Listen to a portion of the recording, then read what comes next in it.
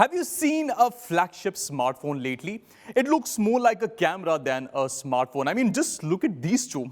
I'm not kidding. These are smartphones. Because these days, it's more about optics and less about the rest of the stuff. But then, how did all of these smartphone cameras get here?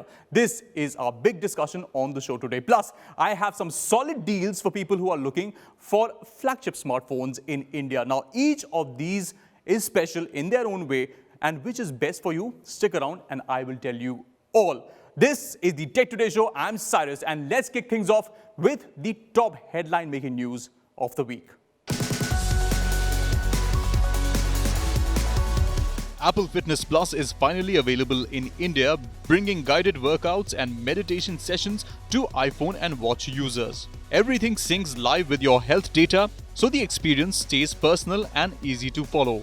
The pricing for the same starts at $399 and services work across Apple devices right out of the box. This is Apple expanding its fitness ecosystem with a massive new market. Adobe is bringing key Photoshop and Acrobat tools straight into ChatGPT. Users can now edit images, adjust PDFs, and make quick fixes using simple prompts. It cuts out the need to open separate software for basic creative tasks. A practical upgrade that streamlines everyday editing. Apple has opened a brand new retail store in Noida, its fifth in the country. The store offers the full Apple experience from product demos to Today at Apple sessions. It strengthens Apple's offline presence, especially for customers in the NCR region. A major addition to India's growing Apple footprint. Instagram is adding an AI-powered feature that lets users shape what they want to see more or less of. You can now fine-tune categories and adjust recommendations directly. It's designed to give people more control over how the feed behaves.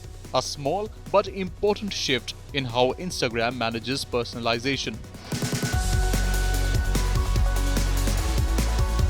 Google has rolled out its AI Plus subscription in India, priced at $399 per month. The plan unlocks enhanced Gemini features and priority performance across Google apps. It's aimed at users who rely heavily on AI for work and daily tasks. A clear step in Google's push towards premium AI services.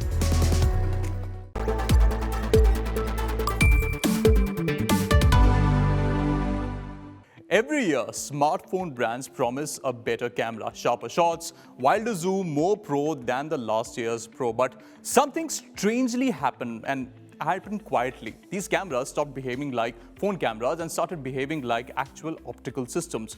But that's the thing, this transformation did not happen overnight. It began more than 20 years ago, back when the earliest camera phones barely existed. From the 0.3 megapixel era to the early 2000s to today's multi-lens, AI-driven hardware, this entire shift has been happening step by step and year by year. Now, modular lenses, detachable teleconverters, the upgrades today feel less like these annual updates and more like complete overhauls. Now, Oppo joined hands with Hasselblad, Xiaomi collaborates with Leica, and suddenly every brand is scrambling to become and build its own camera identity. So, how did we really get here? Why are smartphones suddenly obsessed with cameras, and what might change in 2026? To understand all of this, we need to go back right to where the evolution of all of this began.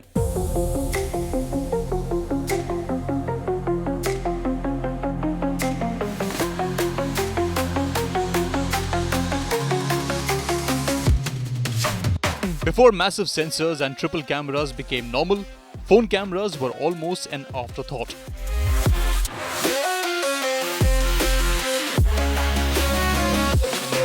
In 2002, the Nokia 7650 appeared with a tiny 0.3 megapixel sensor the moment the camera phone era actually took off. Then the big hardware leap arrived. In 2012, Nokia dropped the 808 PureView with a 41 megapixel sensor and early pixel binning.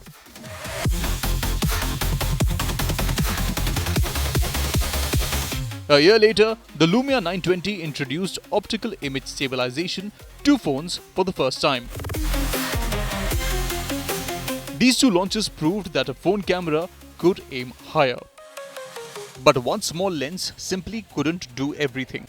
So companies began adding more: an ultra-wide, a telephoto, a macro, a depth sensor, gradually turning the back of the phone into a tiny optical team of Avengers. Some used robotic cameras attached to the phone. Some Chinese brands even went overboard with 8 to 10 cameras arranged like the solar system. And then the realization hit: you can't keep making lenses bigger inside a slim phone. So instead of growing the glass, brands grew the brains. This is when computational photography began creeping in. Multi-frame processing, AI-driven HDR, smarter low light, and all of a sudden, the software was doing work the hardware couldn't. And that simply changed the direction of the industry.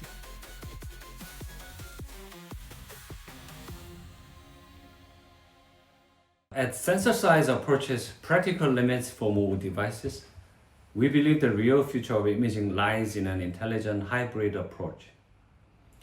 Optical innovation still sets the foundation.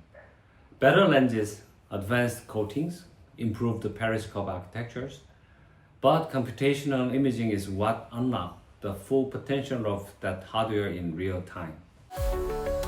While AI was evolving quietly in the background, hardware engineers were wrestling with another question: how do you put real zoom in a thin phone? The answers arrived dramatically in 2019 when the Huawei P30 Pro introduced a true optical periscope system. For the first time, light wasn't traveling straight through a lens. It was bouncing sideways inside the phone, allowing a clean 5x optical zoom. In 2017, Oppo had already demonstrated the first concepts of multiple periscope systems. This is the moment zoom became serious. And zoom in turn unlocked something bigger: adaptive imaging systems, where optics and computation constantly negotiated with each other to stabilize, process, and clean an image. At the same time, social platforms changed how people used cameras. TikTok, Instagram, YouTube. The world shifted rapidly from photos to videos, and the smartphone had to follow.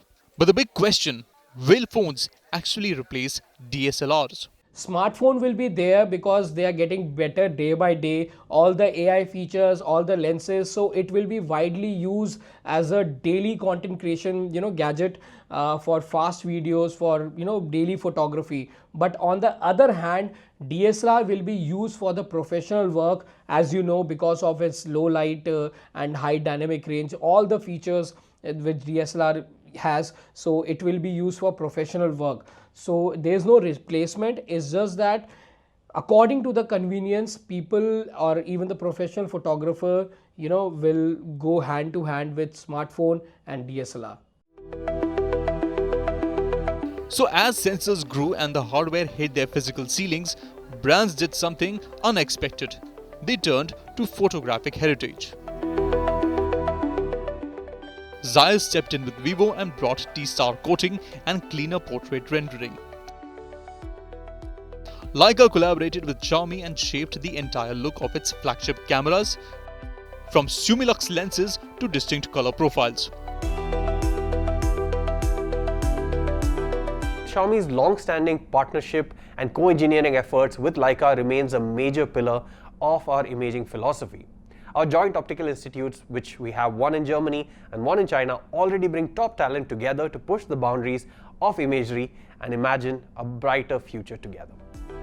Hasselblad worked with Oppo and OnePlus to refine color science and skin tones with a medium format philosophy. Now, while there were several partnerships which happened quietly behind the scenes, Sony started pulling features like real-time eye autofocus and advanced color algorithms into its Xperia phones. But sadly, even all that tech could not save Xperia and it died.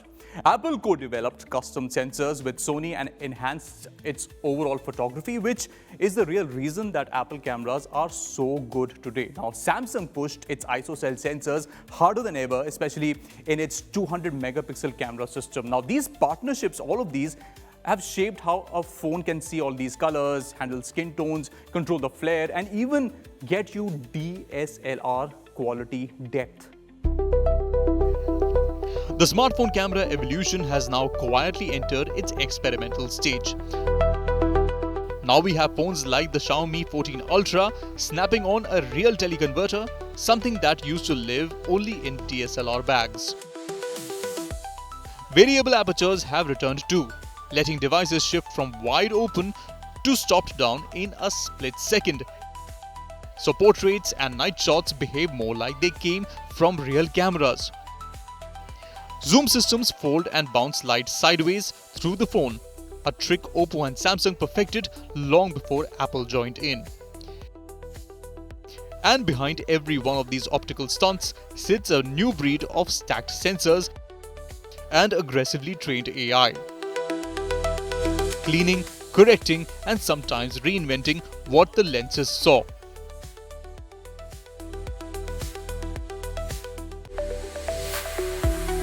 What's really interesting about where smartphone cameras are headed has more to do with what people are actually creating with them. In the last few years, phones have become legit filmmaking tools. Short films at Mami 2024 were shot on the iPhone 15 Pro Max. Vishal Bhardwaj shot his entire short Fursat on the iPhone 14 Pro. And long before that, films like Night Fishing and Tangerine proved that a phone can walk onto a festival stage and not look out of place at all.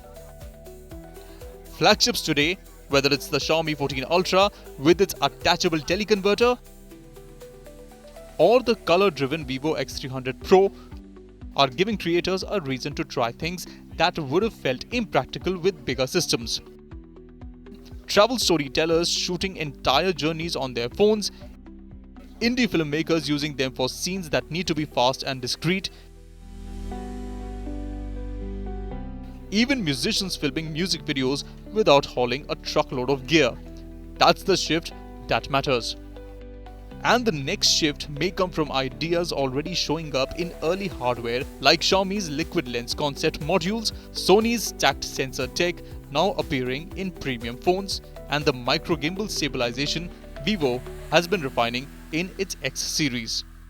If the last decade was about phones catching up, the next one is going to be about phones adopting features traditional cameras were never designed for, like some of these telephoto lenses that the new Vivos and the Oppos have added, and some better sensors, stabilization systems like we have seen in the new Honor phone, which just looks absolutely brilliant. Now, the smartphone camera battle, I feel, is just getting more interesting and more entertaining from here on, because it's changing the way that people are clicking pictures, because it's just not about selfies, but also shooting full-length movies. Brands are now trying old tricks and trying these new ideas with the smartphones that they have in their hands. And that just keeps all of this a little more fun, because we have to follow that, right? And remember, we will keep tracking all of these big swings, the quiet experiments, and the moment that genuine shift happens in the industry, we'll be getting you all of this.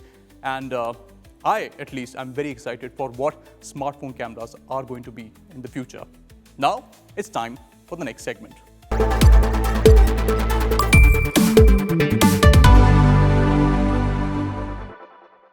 So, 2026 is just a couple of weeks away, but people are still trying to get the best bargain on the best phone launch in 2025. And I know there are so many flagships, with some of them having the best AI, some having the best camera, or even the best processor. But the question is, which one is the best for you? So in this video, let me give you 5 good options in terms of the flagships and which one you should go for, considering the price, the features, and the best possible option for you.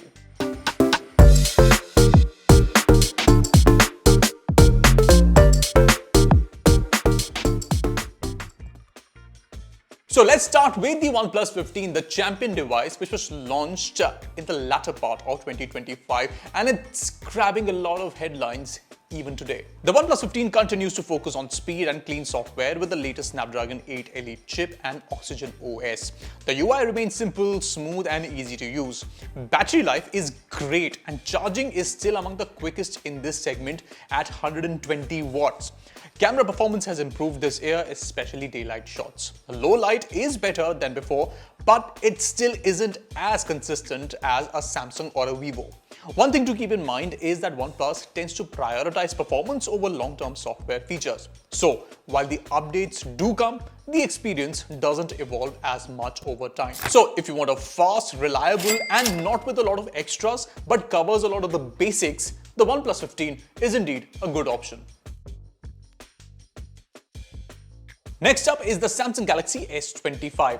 Now the S25 is an all-rounder in this group. You get a bright, color-accurate display, dependable cameras and strong software support. AI tools this year focus on reminders, translations and even photo editing. The cameras are consistent and perform well in almost every situation. Video stabilization is strong too. The one thing to note is Samsung's charging speeds. They are still slower than what the OnePlus, iQOO or even the Vivo offers. And yes, AI features look good, but may not be the features you will use in everyday life. But if you want an Android smartphone that not only gets you the brand credibility but also gives you supreme features, then the S25 should definitely be on the top of your list.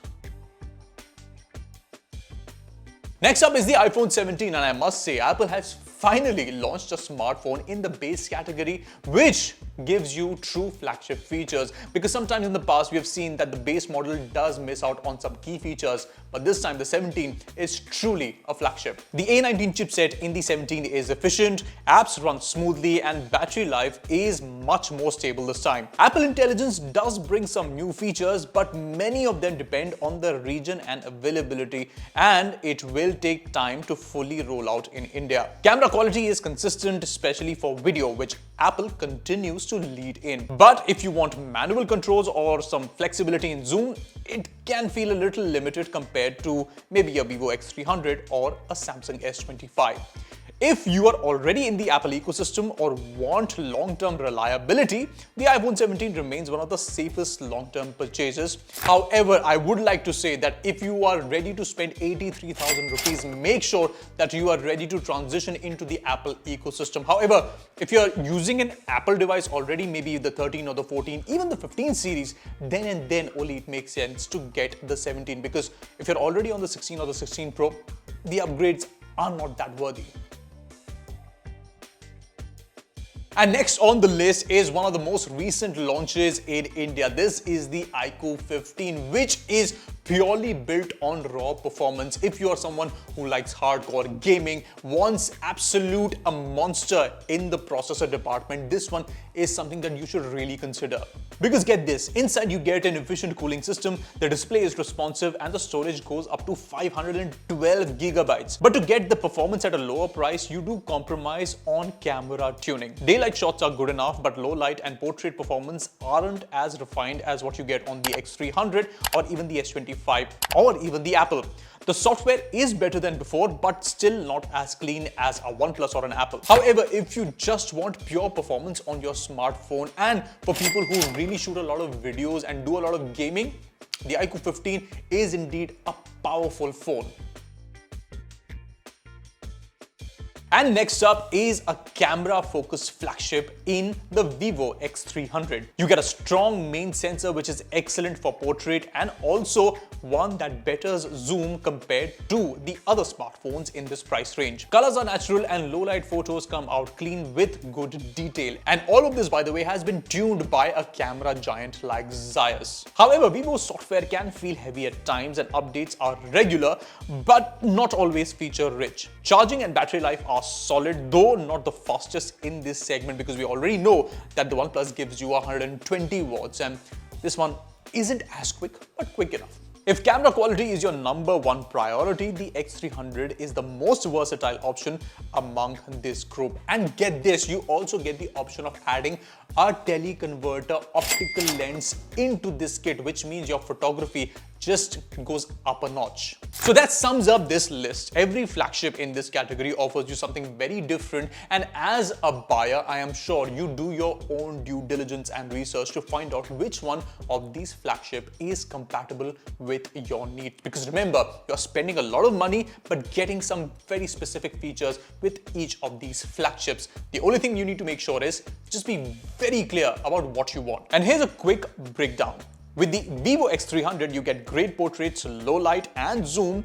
However, the heavy UI is indeed a trade-off. As far as gaming and performance is concerned, the iQOO 15 is indeed a champion because it's extremely fast, although the cameras are a compromise. The best all-rounder Android phone in this category would be the Samsung Galaxy S25, which has a reliable cameras, a good display, software. However, charging is slower. If you want best value in this list, the OnePlus 15 is the best. It's smooth and fast, but photography could be the Achilles heel. Best long-term choice, however, would be the iPhone 17, which has strong support in terms of video performance and software.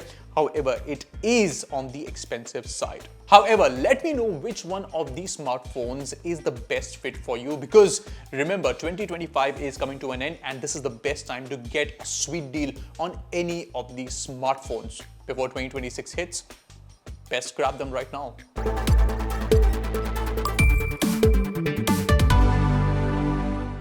You're watching the Tech Today show, and it gives me immense pleasure to welcome back my favorite AI anchor in India. Ladies and gentlemen, say hello to Sana. Hi Cyrus, it's great to be back on the Tech Today show. It's been a while. I know, right? Well, anyway, Sana, I have a very important audience query that we need your help with. So, I know losing a smartphone can be very stressful. I'm speaking from personal experience. Can you tell us what are the steps one should follow if something like this happens to them? Okay, the first thing to do is try locating it through tools like Find My Device on Android or Find My Phone on iPhones. If it seems unsafe or keeps moving, lock it or wipe the data remotely. You can do this by accessing the Find My option on another device. Then block your SIM immediately to stop OTP misuse, sign out of apps like email and banking from another device, and file an online FIR with your IMEI number handy from the box or invoice. And just to be safer, make sure you change your login passwords for all of your social media as well. And I know that a lot of people don't lock their devices with pins and biometrics. Please don't be that careless and secure your devices properly, because it will save you a load of pain. Cyrus, I saw that the iPhone Air is available at a discount right now. Since many like the iPhone and it's also unique, should one buy it? Okay, let's not get swept away with all of these attractive deals that you're seeing online right now. Yes, I understand the iPhone Air is available at a discount between 12 to 15,000 rupees, but ask yourself, is it something that you really want to invest in? No doubt, it is a tempting phone because it is an Apple. The design is beautiful, it's a powerful phone with a powerful processor and also the Apple logo. And if you want a slim phone, it is the iPhone to go for. But there are some compromises as well, like the battery isn't the best. In fact, you'd be lucky to get a full day's charge with that one. Also, it only has a single camera system at the back, which is good but isn't versatile. And if you want a clean iOS experience, yes, the software support is indeed long and the device actually feels premium in the hand. However, if you do get it at a good discount price and you really want an iPhone, then and only then the Air is actually a solid buy. That's great. It's something that many aspiring iPhone buyers will be looking forward to. Since we are closing the year, we'll be doing a roundup of the best of the best. Which tech really stood out for us and why it needs to be talked about on the show. So next week, we begin our best of the best series, from phones to gadgets to a whole lot more. Also, let's talk about what you feel is the best tech and what you experienced in 2025, and send in your suggestions and we'll try to feature it on the show next week. Till next time, this is Cyrus saying goodbye on the Tech Today show. Take care.